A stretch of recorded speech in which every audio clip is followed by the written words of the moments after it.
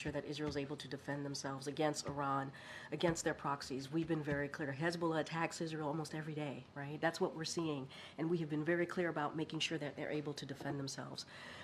And I can't speak to the process, the timing of this particular weapons transfer. That is something for the State Department to speak to.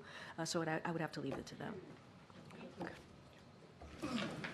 Thanks, Karine. So the U.S. has been very clear that it paused the shipment of those 2,000-pound bombs because of fears of how it could be used in Rafah. But does the president not share any concerns about how the weapons as a part of this $1 billion package could also be used to harm civilians? So, look, we have always been very clear, and we have been clear, certainly very recently, that while our support for Israel is ironclad, and we believe that they should be able to defend themselves. We believe that they have the right to go after Hamas, a terrorist organization, and they should do that. We've also said two things can be true. We've also said that they have to do it in a way that protects civilian lives. That continues. That continues to be part of the conversation. That continues in a process for us to make that very clear directly to them. And we've been also very vocal about that privately and obviously publicly. So those two things can happen. Those two things can happen. And so, look, we're going to continue, again, to have a conversation with our counterparts. NSC obviously is going to continue to have those conversations as we move forward. And we've learned from two U.S. officials that Israel has amassed enough troops at the edge of the border with Rafah to launch a full-scale incursion. If Israel does so, as Netanyahu has vowed to, how will the U.S. respond? Look, that is for whatever the Prime Minister has said recently. That is something for him to speak to. Obviously, I can't speak for the Israeli government. That is not something that I do from here. We have been very clear. We're going to continue to monitor the situation. We believe that what we're seeing right now is targeted. A targeted operation. That's what Israel has told us. We have not seen a major operation moving forward, but we have concerns that that could happen. And so that's why these engagements continue. That's why these conversations continue. And we've been very clear about the fact that, again, more than 1 million civilian lives are in Rafah. We want to make sure that they're protected. But we also believe that Israel has the right to go after Hamas. We want it to be done in a strategic way, obviously, and those conversations continue. So just to be clear, the U.S. believes that what Israel is currently doing in Rafah, pushing in deeper with further military operations, the U.S. believes that is both targeted and strategic? So I'm not going to go blow by blow with every reporting that is coming out and that is being laid out about what folks are seeing. I'm not going to go into blow by blow about that. What I can say is what we understand is those operations are targeted, they're limited. That's what we've been told. We're going to continue to monitor the situation. The conversations continue. The engagement about the Rafah continues. You heard that directly from Jake Sullivan. And so we are talking about this every day, every day. Yes, we've talked about the two virtual engagement. Yes, Jake has talked about wanting to have an in-person meeting, but those conversations happen on a daily basis, and I think that's important to note as well. Thanks, Karine. Did the Israelis give Jake any assurances of a no Rafah offensive before he gets there this weekend? I'm not going to speak into private conversations. What I can tell you is those engagements, those conversations about our concerns about a major military operation in Rafah continue, and they've been constructive. You heard directly from Jake about this, and I'm just not going to go into specifics on what the back and forth is. And I also cannot confirm Jake's travel. So that's not something that I can do right now.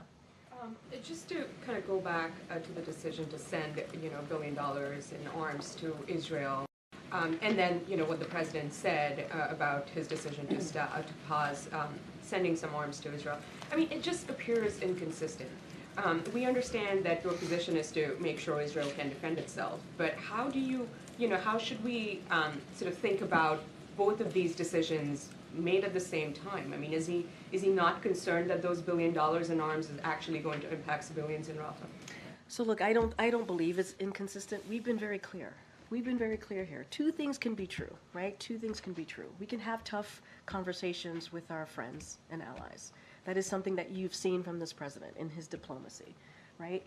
And we can have constructive conversation. We can also share our concerns. And that's what you have seen. And we can say to our ally that look, we want to make sure they're able to defend yourself. We want to make sure that we're going to continue to say that our commitment to you, Israel's security, is ironclad. That is, I mean, I just laid out. We saw what Iran did, right? Not too long ago. We know Hezbollah is going after Israel almost on a daily basis. We know that. And so they have to be able, Israel has to be able to defend itself. But when we see a situation in Rafah, with more than 1.4 million citizens who are seeking refuge there, because they moved there to seek refuge, we're going to also share our concerns. And the thing to remember is that those conversations are continuing. They are happening. You heard that from Jake. On a daily basis, they are happening. And so we're going to monitor the situation. You know, those two things could be true, right? We can try to make sure that our friends and allies are able to protect themselves against their enemies, defend themselves.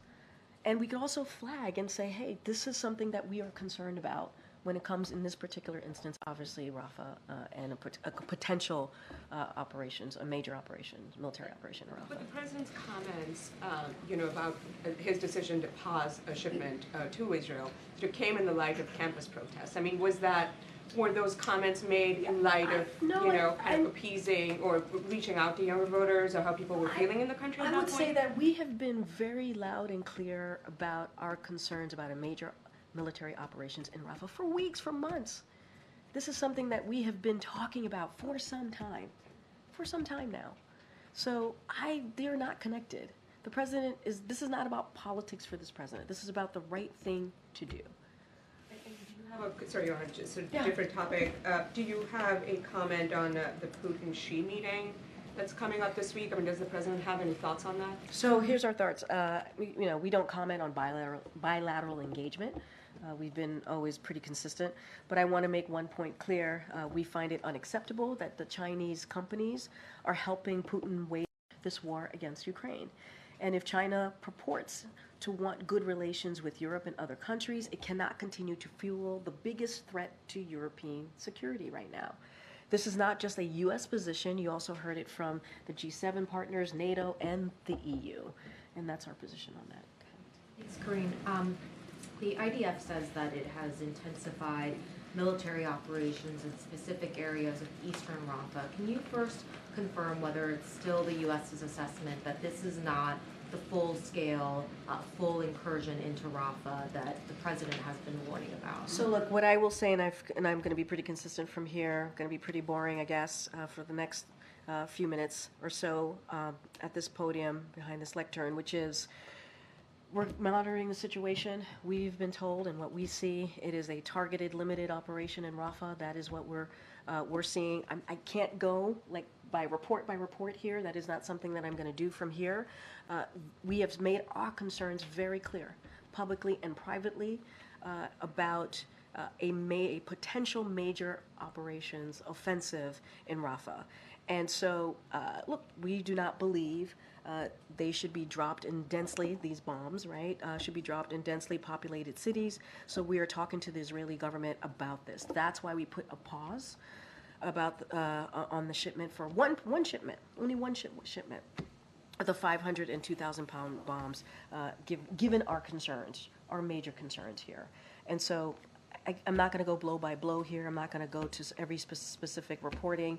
This is what we are monitoring. This is what we know. And the conversations, engagement on Rafah certainly will continue with our Israeli counterparts. But what you're seeing right now is not a major military operation. That's what I can share with you, yes, that I can say.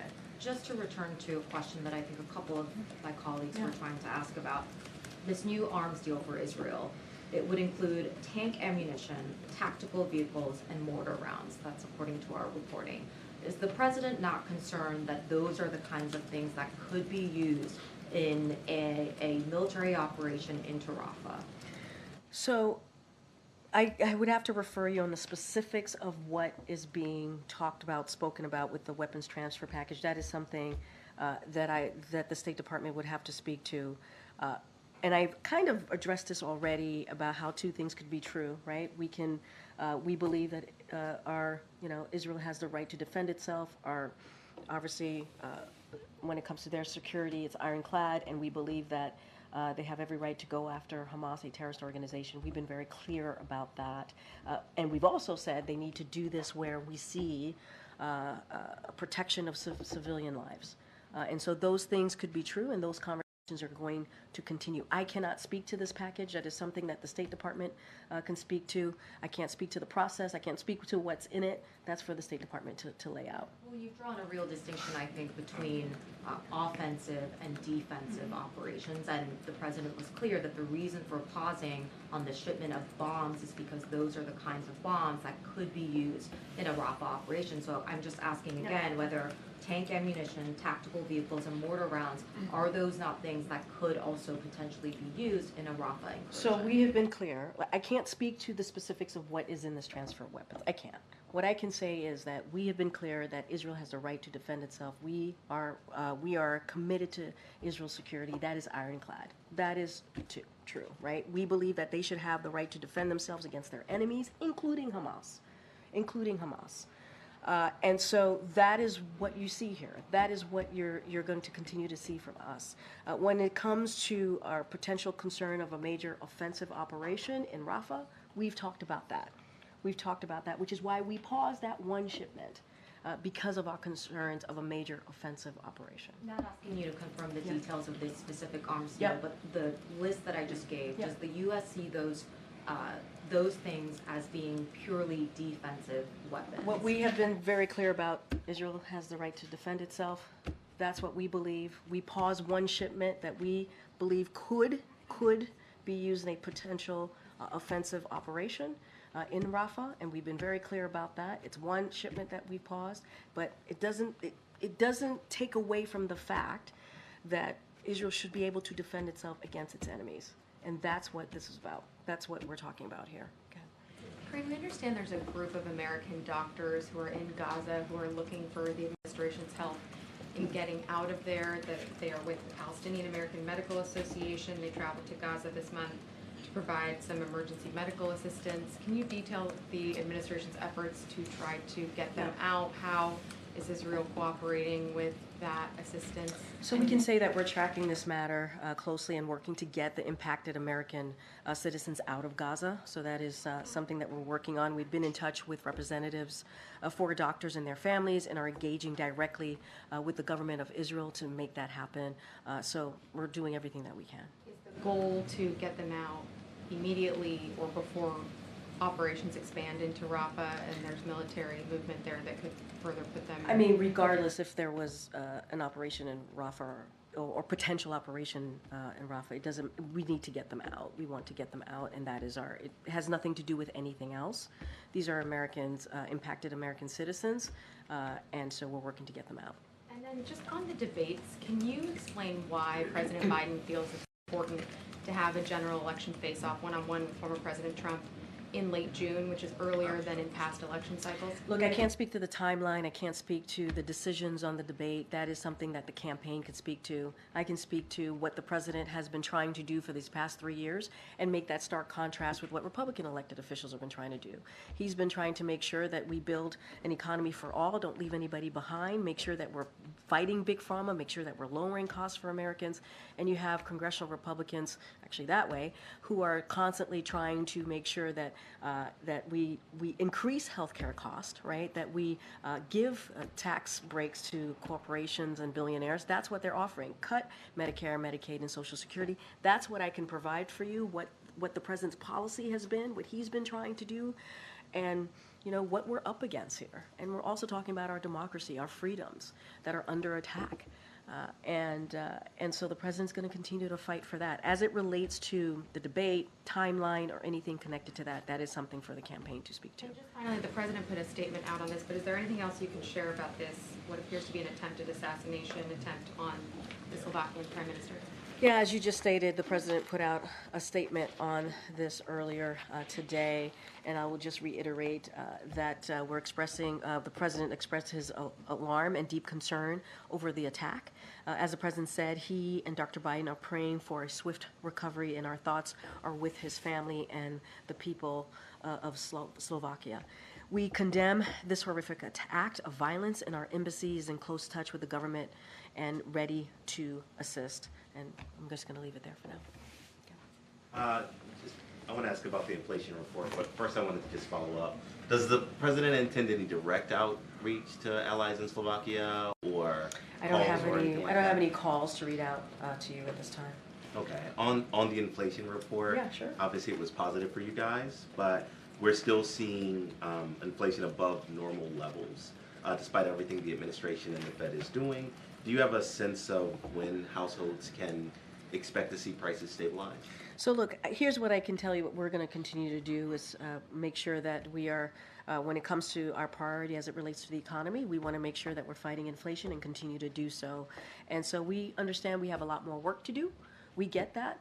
But I would state that inflation is down more than 60%, with the lowest core inflation in 3 years, and grocery prices fell over the last 3 months. Wages are up more than the prices over the last year, and since the pandemic, more than 15 million jobs created, and unemployment is under 4%, and that is the longest stretch that we have seen in over 50 years. So we are seeing some progress, some macroeconomic progress, but we understand that there are Americans and families that are still struggling. That's why the president continues to do everything that he can to lower costs, whether it's insulin at $35 for seniors and calling for that to be for all Americans, and a plan to build 2 million new homes, lower child care costs. This is what the president is trying to do and has been very clear about his plan for Americans as it relates to the economy.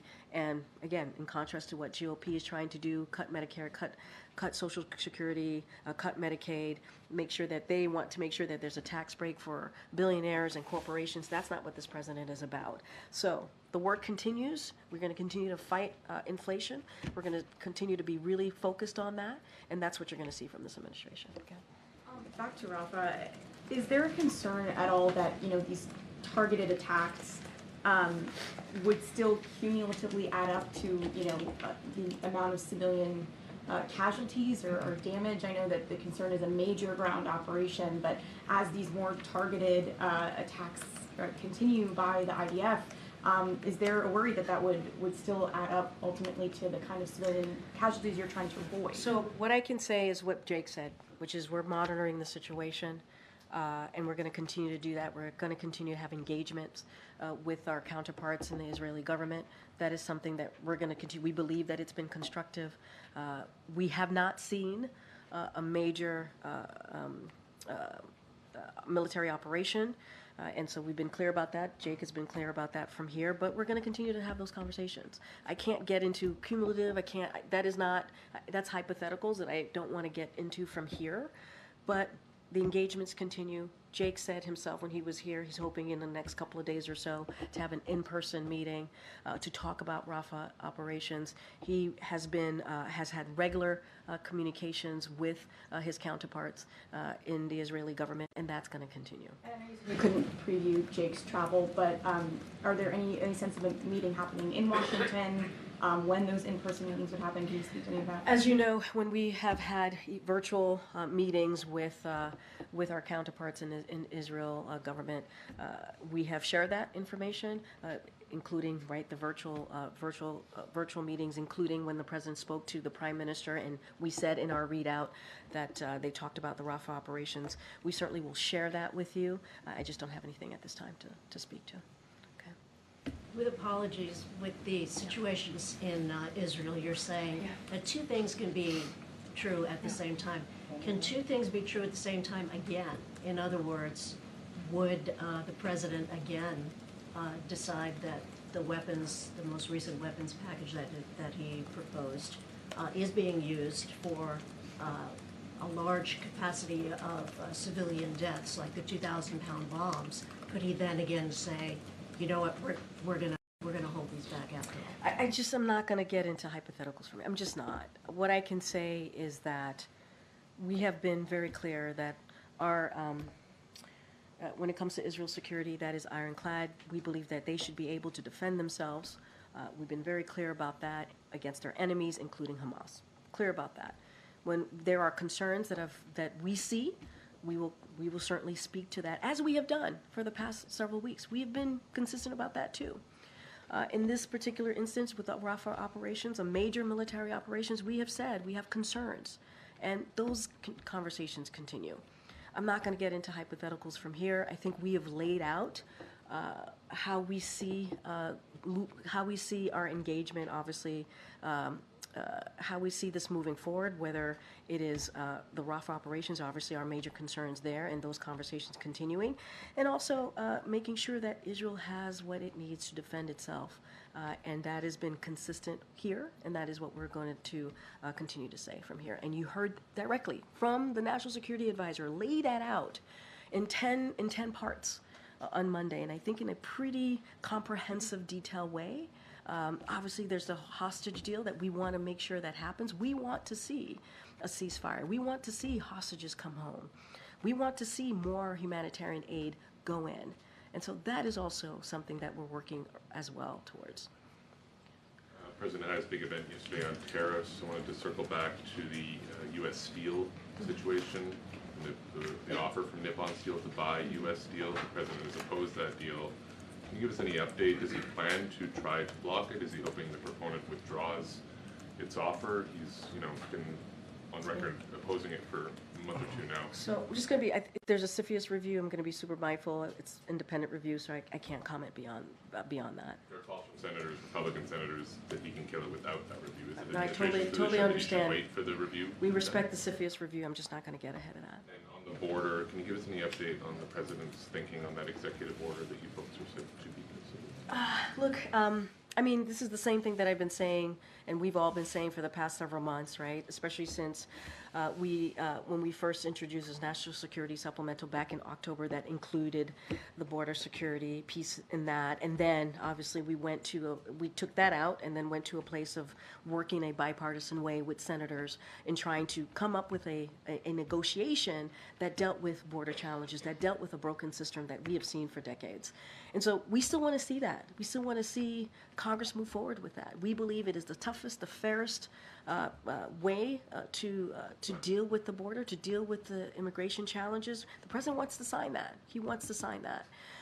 As it relates to your question about any executive actions, any other movement that might be there, look, as you just said in your question to me, we're always looking at potential actions that we can take, but we are going to continue to push Congress to move on this.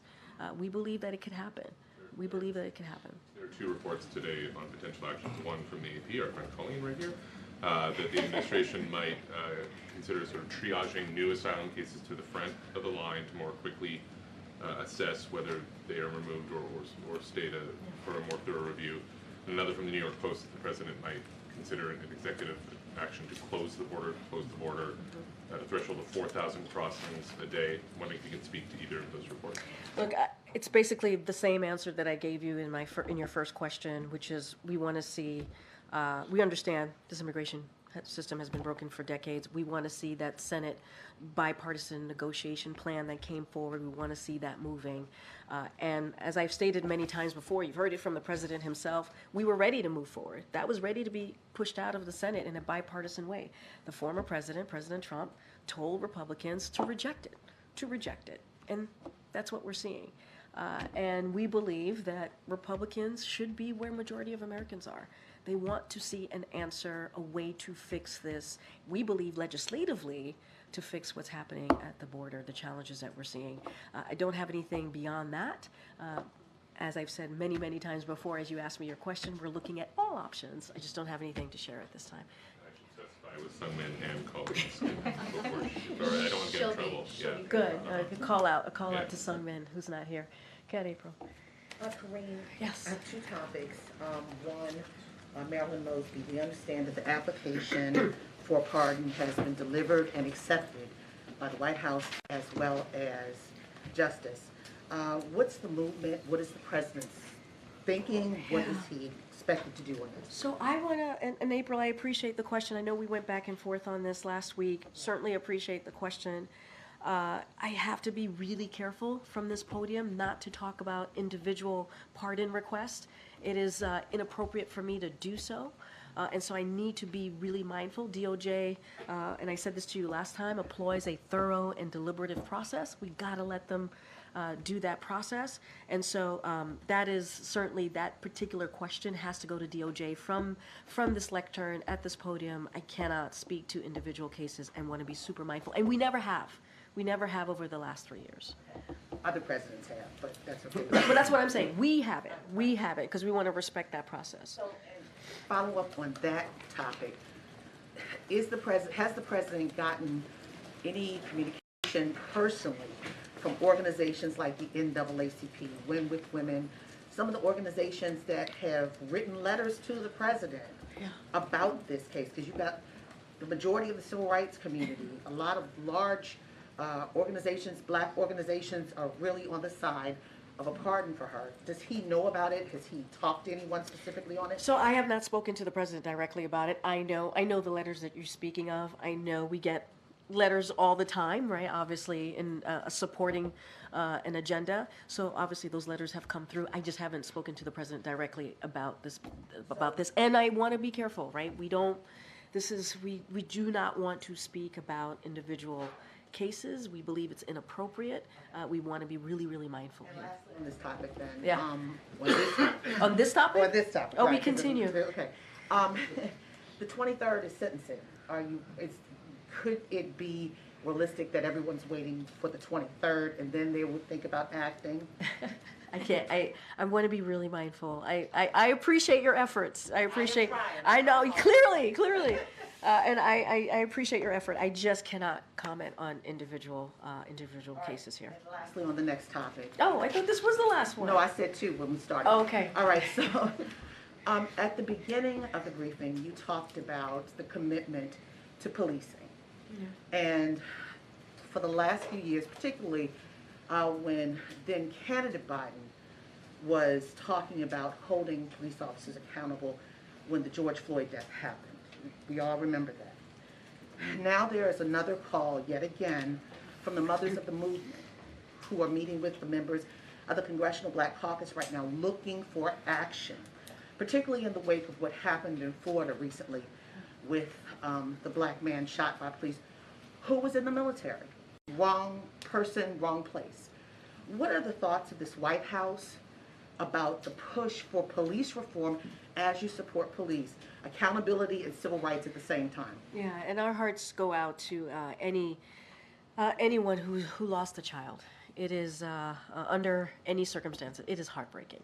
It is heartbreaking, and our heart goes out to the families who've lost loved ones in police shootings. And you've heard that from this administration. You've heard that from this president. As you know, the president signed an executive order to hold federal law enforcement to the highest standards, and he believes that officers should be held to those standards. President Biden has been clear about his commitment to doing everything he can to make our communities safer, including by advancing effective, accountable policing. The vast majority of Americans want the same thing too. They want trust, they want safety, and they want accountability. That's why the president has pushed Congress to pass the George Floyd Justice for Policing Act and signed an executive order to make federal policing the gold standard of effectiveness and accountability. Let's not forget, when Congress could not get this done, the president took action and did that executive order. So we can't forget that. Like, he is going to continue to push Congress, but he took action himself on the federal level of what he can do from here. And so he also continues to believe that we need to build a lasting trust between law enforcement and the communities that they are sworn to serve and protect. And so we're going to continue to encourage Congress to move forward with this. Is this the time to do it, to lean in during a political election cycle? Is this the time for the president to lean in? Look, I'm not going to, this is not about a political cycle for this president. He's been leaning into this for 3 years, right? We talked about the crises. The president talked about 4 crises when he walked into this administration. One of them had to do with racial inequality.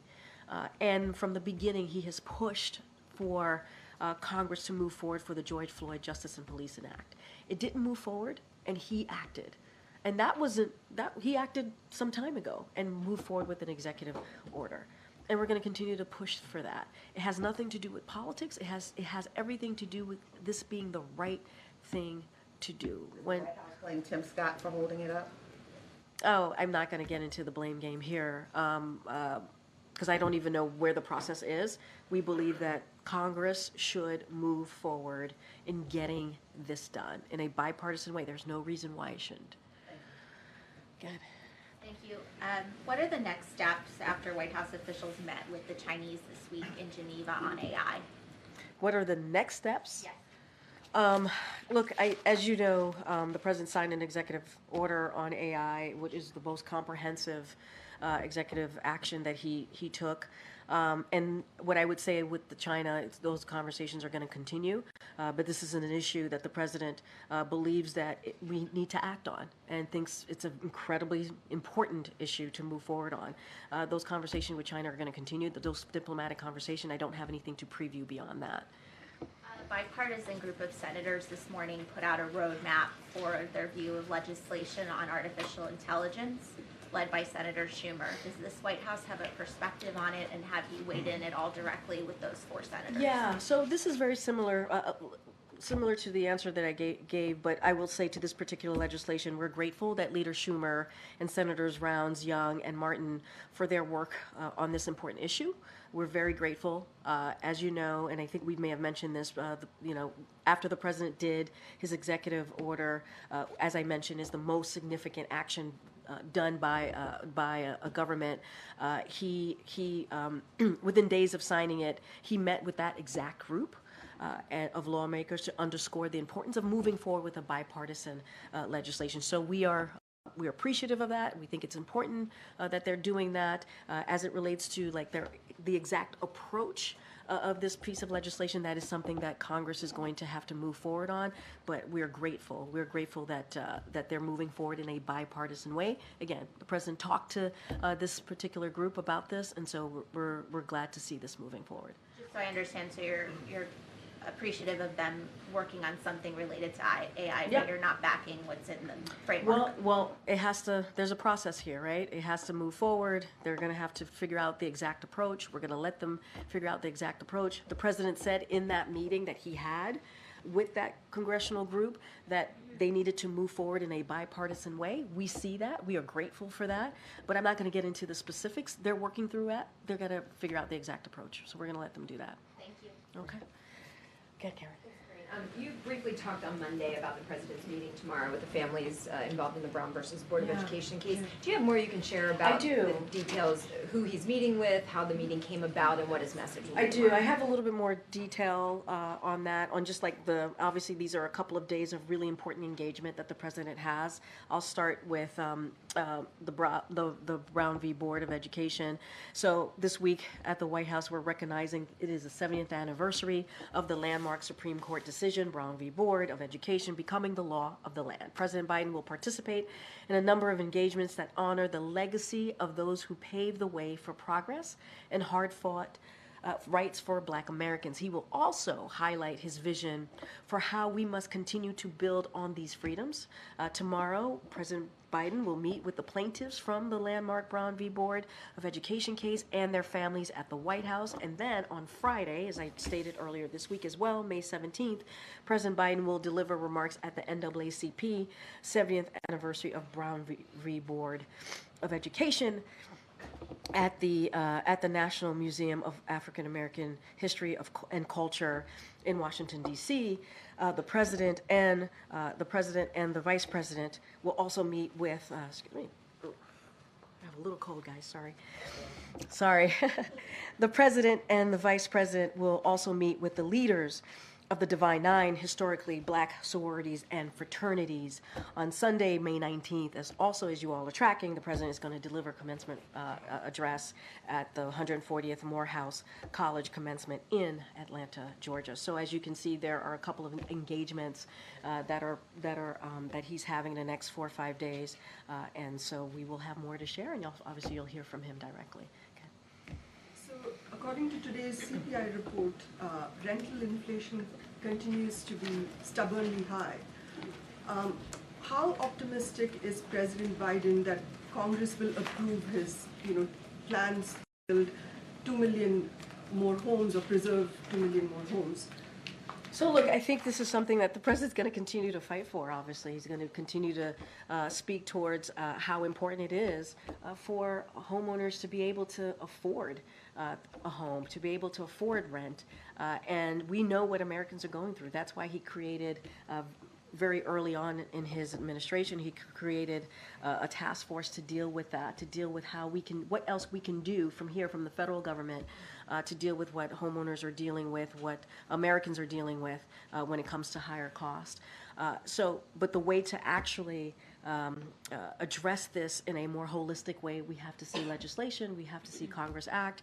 And look, we're certainly gonna continue to be consistent here and calling on Congress to make that move. HUD has taken a lot of actions on making sure home ownership is more affordable, making sure that there is discrimination taken out of especially with certain communities that have to deal with buying a home.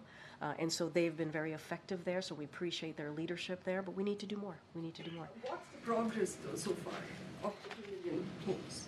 I mean, I don't have a progress report for you at this time, but look, we understand that this action, moving this forward, is important and critical to many Americans and their families across the country. We understand how difficult it is, and for homeowners, for renters, we understand that, and we understand that lowering costs has to be at the center of our economic plan, which is why the president continues to fight inflation and do everything that he can to lower costs.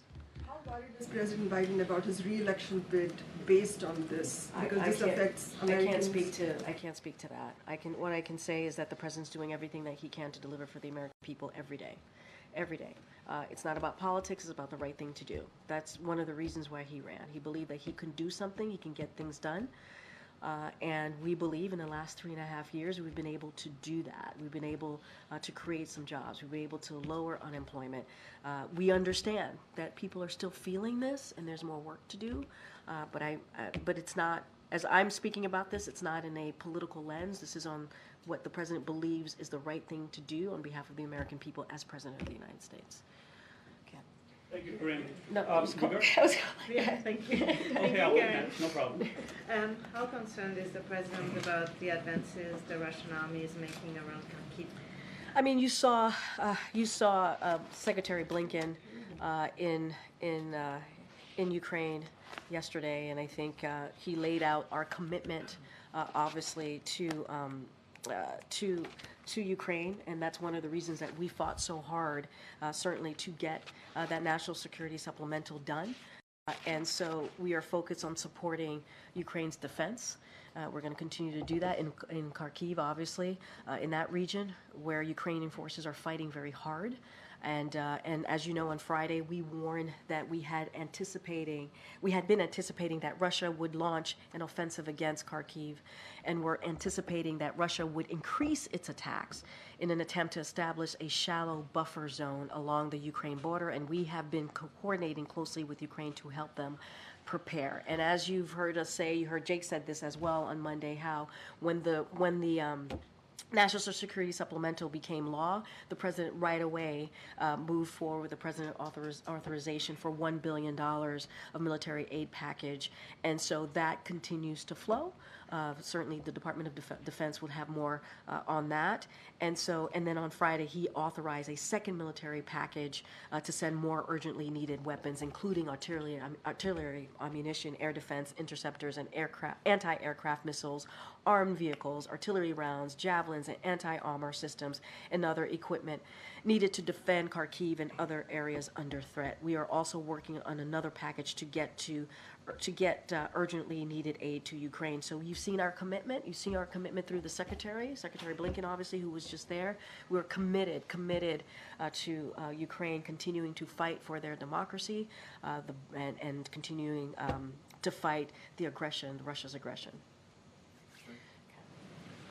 So U.S. government will send a former senior U.S. official to Taipei for the May 20 inauguration of the new president there. How did the White House decide the member of the delegation? Do you think China would respond to the inauguration? If so, how? You're talking about the Taiwan inauguration? Okay, so, and you're talking about the delegation. And inauguration is happening on May 20th. In January, the Secretary of State issued a statement congratulating President Lai on his President-elect Lai on his electoral victory, and noted that the United States looks forward to working with his administration and leaders of all of Taiwan's political parties to advance our shared interests and values, as well as furthering our longstanding unofficial relationship. Consistent with past practice, the United States will send an unofficial delegation to attend the inauguration. I don't have anything more to share about that. That is something that the State Department is running as it relates to the unofficial delegation, so they can certainly share more on what that looks like. But obviously, it's an upcoming inauguration on May 20th. Thank you. I know you don't want to talk about campaign stuff, so I would just look for I your. really don't. I would just look for your It's not even that I insight don't then. want to. I can't. Then how about your insight as the most prominent political communicator in the world, the White House press In the secretary. world? In the world, White House press secretary. In the world. Does a person generally want to debate when they are winning or when they are losing? I am not going to do political punditry from here, my friend. I'm just not going to do it. So I used to do that in my old job. I'm not going to do it from here. So in should we this job. see this sudden offer from the president to debate as a signal that you guys realize you need to change the subject after some really bad polling? You know, we had a back and forth on polling yesterday, and it just goes back to the core of what I said to you, which is, look, this is a president that has had a pretty successful especially legislative tenure in the first 3.5 years, and has delivered on many things that are popular to the American people. And we're going to continue to talk about it. We're going to continue to travel the country and talk about investing for America. We're going to continue to talk about how we need to do more to lower costs for Americans. We get it. We understand how hard it is, as the president talks about being around the kitchen table, and how hard it is to make those difficult decisions sometimes every month on what you're going to pay for. So he gets that. And I just don't want to get into polling, any more details on polling. What I can say is the president is focused. He is laser focused on making sure we do everything that we can to give people, Americans, a little bit of breathing room, and that's what the president's going to continue to do. As it relates to the debate, you got to talk to the campaign about it. That is a question for the campaign, and I'm sure they are eager to answer your questions, Peter. Then not a debate-specific question, but debate prep Oh, is gosh. something that traditionally can happen here at the White House. Who is going to stand in during the prep for Donald Trump? Who's going to stand in? Do you want to stand in for Donald Trump? Do you want to do that? I can connect you with the campaign. That might be fun for you. Actually, so you're saying I can go debate Joe Biden behind the scenes You know for what? as long as I want? I Actually, think that might be fun for both of you. It might be fun for both of you. I think that might be fun. I don't have anything for you on that, but I appreciate the question. I appreciate you trying. All right, I gotta know we have to wrap up. Go ahead, Ed. Yeah, thanks, great.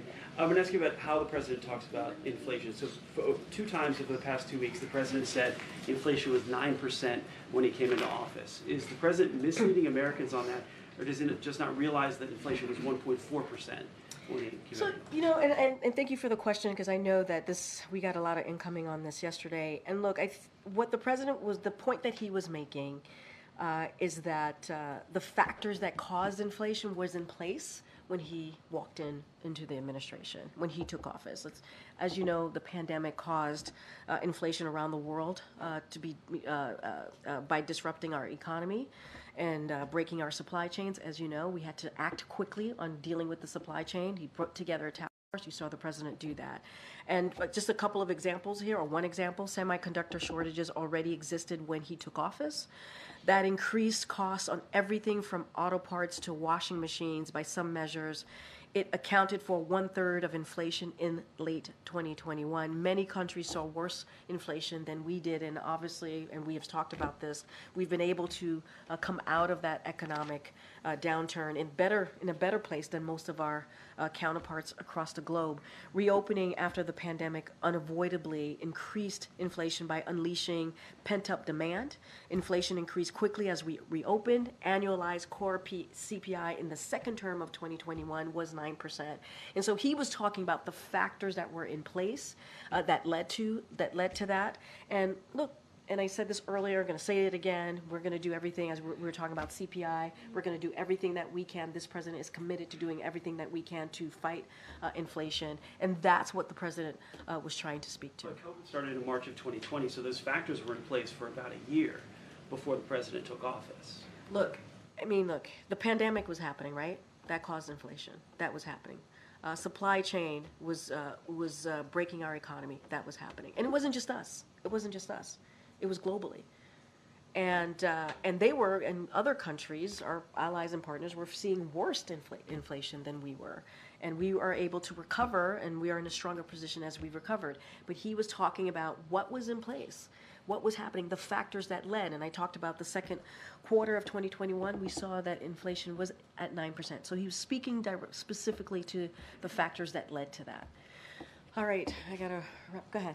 Thank you, Corinne. What is the administration's reaction to Egypt's decision to block humanitarian aid from entering through the Rafah crossing? So look, we've obviously seen the reports. We have concerns. We want to see humanitarian aid. It is critical for humanitarian aid to get into Gaza. We're going to continue to have those conversations. We know how dire the situation is in Gaza, the humanitarian situation. So we want to see that. Those conversations are going to continue. We're going to continue to have those diplomatic conversations. And so we got to see that aid flow in, and the president's committed to that. How has Egypt justified its decision to the U.S. government? I'm not going to get into diplomatic conversations. What I can say is our commitment to get that aid in, and we're going to continue to have those conversations with our on the U.S. maritime port that I believe construction is basically done. Is that right? I don't have anything for you on that. Okay, so but a very specific question: if a family of Gazans show up at that port as asylum seekers, will the U.S. government turn them away? I don't have anything for you on that. What I can say is that when October 7th happened, there were Palestinian Americans that were in Gaza who wanted to get out. There were about 1,800 of them. We did everything that we can to get the ones who wanted to go out, right, who wanted to leave, and we did that. I can't speak to that particular question. I would have to go back to my team. I just can't speak to that question. How many of the 1,800 did we successfully manage to get out? I would refer you to the State Department, but there were 1,800 Palestinian Americans who were in Gaza. Not all of them wanted to leave. Some of them did, and we were successful in getting them out. I don't have that number in front of me. I would refer you to the State Department. Okay, you have the last. Republicans on Capitol Hill have been accusing the president of violating the Impoundment Control Act, which is an impeachable offense, by withholding the bombs for Israel.